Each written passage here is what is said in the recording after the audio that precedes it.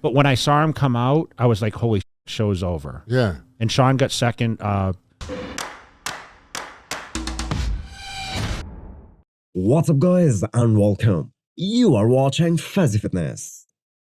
It's not fair to compare different eras of the sport, but this topic, that how a certain dominant champion from the past would have done in the current era of bodybuilding, will always be of interest for the bodybuilding fans.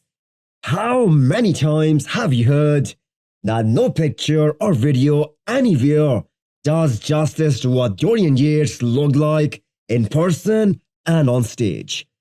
And that's why the people who have seen Dorian in his prime, they firmly believe that you can't put him in any era of the sport, and he will likely win the Sandow because of his grainy hard conditioning. The legend Chris Cormier was on Jay Cutler's podcast, sharing these great stories of the 90s era, and Dorian Yates came up in that discussion. And here is what Chris said about Dorian when he saw him for the first time. So I remember walking behind him to get on stage. I remember him going up the stairs. And what the lats look like, Chris. And his dude, his lats was so wide. It's like it just went dark. And I just remember that freaked me out. And it isn't only Chris. I clearly remember Flex Wheeler admitting that Dorian's stage presence was a lot more overwhelming and intimidating than Ronnie Coleman. And considering Flex competed against both these great champions in their primes, that was a big compliment for Dorian.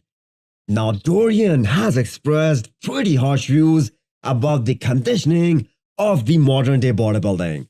Not particularly 2022, but he was furious in 2019 when Brandon Curry won.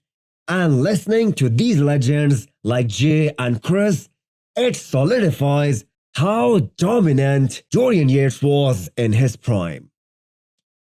Boom, with the lat spread. Oh, man. Like, no one had that. And that's where the show was over. Yeah, it was just shocking to see and to witness. But you gotta be there to appreciate everything. I do not understand why some of Nick Walker fans keep pushing him to do the Arnold Classic next year. Yeah, he is definitely the favorite guy to win that show. Third place at the Olympia this year, and beating two former Mr. Olympias. That was a huge statement that the mutant is here to stay in that mix. He was able to add muscle in all the right areas, and he was able to bring such great condition that his waist looked smaller on stage. That's all what bodybuilding is, creating that illusion. But the fans who want Nick to do the Arnold need to understand that he needs time off to clean out his system and keep his health markers in check. I think him skipping the Arnold Ohio in 2023 is a great move for his longevity.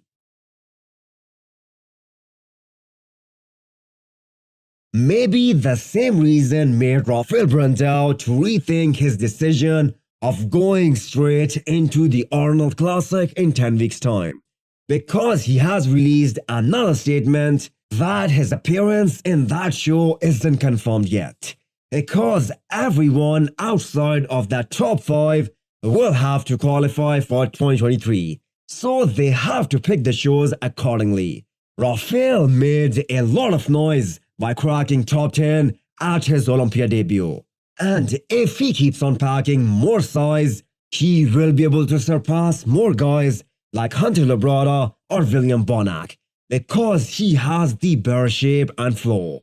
The best choice for him would be to defend the Arnold Classic Brazil title, which is held at the end of April. So he will get some time to rest and recover before starting another prep. So hit the thumbs up button if you like the video and smash the subscribe button if you wanna come back for more. Thanks for watching.